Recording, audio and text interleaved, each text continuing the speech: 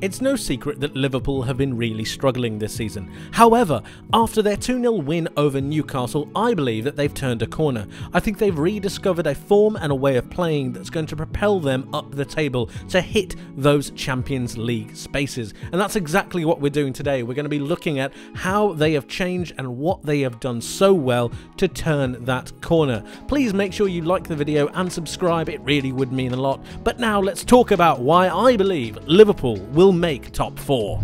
Before we head to the tactics board, let's have a look at what Liverpool have to do to make top 4. Tottenham currently occupy that spot and they have 42 points. Liverpool have 35, so they're 7 points behind. But look, they have 2 games in hand. Now, that's not too bad. Win those 2 matches and you're right on Tottenham's heels. And they still have to play Tottenham. So it's really possible and it's definitely doable. And then that's how they play. This is the Liverpool team that played against Newcastle, and there's a couple things about the way they played that I think really needs to be mentioned, and it goes into my point about why I think Liverpool are so close to getting that top 4. They might be a way off it, but trust me, they won't be for long. I think they found a system and they found a way of playing that's really going to help them propel themselves up the table. Let's have a look at the lineup. We have Alisson in goal, we have Trent Alexander-Arnold at right back, Robertson at left back, Van Dijk and Gomez as the 2 main centre backs. That's all fine, that's all normal. We have a midfield 3 of Jordan Henderson, Fabinho and Bajcetic. Now, this is a little bit different. We have Fabinho as obviously the holding midfield player. That's absolutely fine. Henderson on this right-hand side and Bajcetic on this left-hand side. We're going to be talking about those 2 roles in a little bit because they're very, very specific and they really help Liverpool to maintain a structure and a fluidity in the side and allow them to go forwards and transition well. We have Darwin Núñez on this left-hand side, Cody Gakpo on the central forward position, and also we have Mohamed Salah on this right hand side. Now, when we talk about Liverpool and we think about the way they transition and think about the way they play, I called for in one of my previous videos a change back to a simpler Liverpool system, one that required less passes, one that was a little bit more direct, one that actually personalised and made sure they utilised counter-attacking football, and that's almost exactly what Jurgen Klopp did in this Liverpool side. They dominated the possession against Newcastle, but I think that was almost a little bit of a false dawn. I think that was a little bit of a false impression that a lot of people got. Newcastle were down to 10 men for an extended period of the game, and when you look at Liverpool, they're obviously going to have more of the ball. However, what I was most impressed by is their transitional play and the change of the position that a lot of these Liverpool players got into. I'll explain in a second. So, when Liverpool are attacking, instead of having their midfield 3 come into the game, instead what they're doing now is they're having Henderson and Bajcetic almost sit in a flat midfield 3. Almost just completely side by side, and this allows them to almost have a wall of defensive stability to allow the likes of Núñez, Gakpo and Salah to come into the game and really start to play on it. Now when they go forwards, Núñez likes to cut inside and Salah likes to drift inside as well. Cody Gakpo drops into this position, almost the Roberto Firmino position. I'm going to highlight it for you right here because it's extremely useful to note and remember. So Cody Gakpo drops into this position, and this allows and gives more space, if I change the colour of this, gives more space for the likes of Mohamed Salah to drift into here and Darwin Núñez to drift into here. Now we know how good the likes of Liverpool players are at making passes and finding the space, and what they end up doing is Trent Alexander-Arnold gets the ball in this position over here, but he's a little bit further forward. So him and Robertson, because of the positioning of Bajcetic and Henderson, who are going to be occupying, if I find a different colour for this as well, they're going to be occupying these defensive areas. And what this allows Alexander-Arnold, Robertson to do is start to go forwards again, and it allows them to start really making forward-thinking runs. And all of a sudden, instead of a front 3, you've actually got a front 5, and then you've got a back 5, and you're splitting this team in half. Almost, if you just imagine you're splitting the entire squad in half, so what you're going to end up with is Alexander-Arnold up here, Robertson up here, Núñez up here, Salah here, and Cody Gakpo just creating that transitional play, that Roberto Firmino role.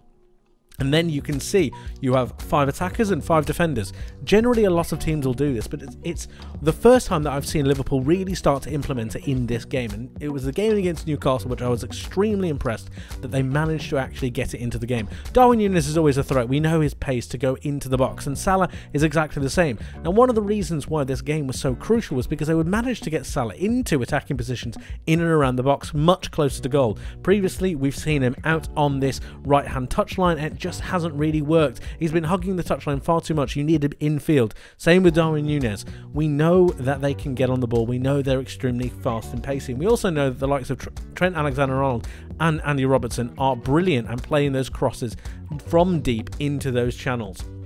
We know that they can play those passes, but at the same time, we also know that Jordan Henderson can also play those passes, and so can Stefan Bajcetic. And this all means that Liverpool have different avenues of play. It means they can break the lines from different parts of the pitch, where previously they were always being blocked. You didn't have those runners coming in late, you didn't have the option for Cody Gakpo to drop into midfield, and everything felt a bit slow. Everything wasn't as direct. Liverpool have stopped that, and they've simplified their game, and it's probably the best thing that they could have done.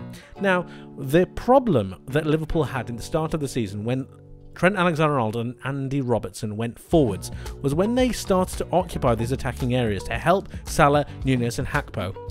What ended up happening was Liverpool were being counter-attacked into these spaces, and they couldn't really find a play or a way to stop this from happening. Previously, what would happen is Gini Wijnaldum and Jordan Henderson would drop into those positions, and they would almost take up those defensive positions to allow the fullbacks to really bump forwards. That wasn't happening. Number one, because Henderson was injured, and number two, because the likes of Gini Wijnaldum just wasn't there, and Thiago just doesn't have the legs anymore to be able to facilitate that kind of play.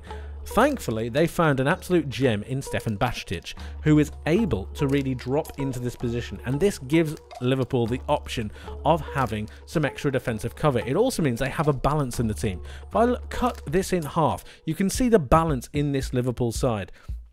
Now, perhaps these two players would be moved forward a little bit, but you get my point. There is an extreme balance to the way this side plays, and you saw that in the game against Newcastle. Sometimes they would shift different positions, but generally this would be what happens. And it's extremely impressive to see the way that this unfolded. Bajcetic, whenever he needed to, would cut into this position, and Jordan Henderson would do actually absolutely the same. And it would allow the defensive stability while also keeping the attacking strength of Andy Robertson and Trent Alexander-Arnold. Cody Gakpo would then also facilitate this by still dropping in a little bit deeper.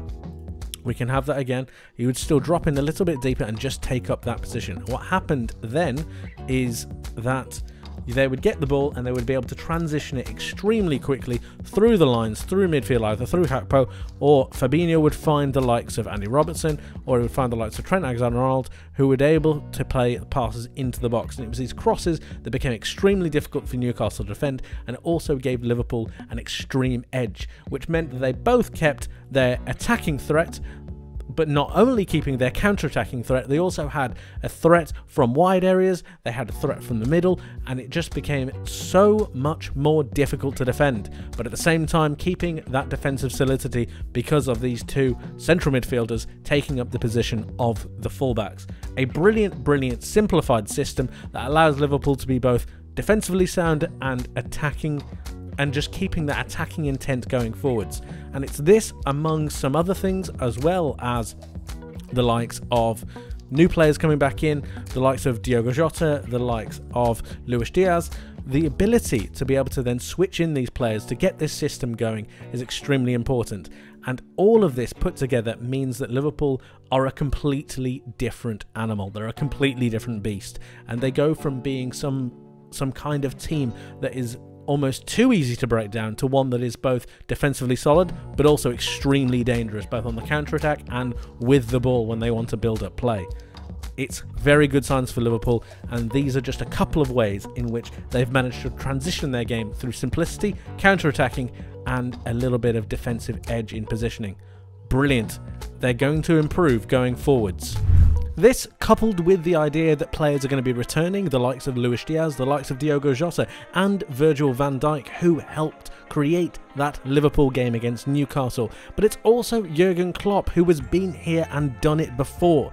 Yes, there was a lot of talk about how he can't manage to motivate the team, how he can't manage to reinvent it, which he still has to do.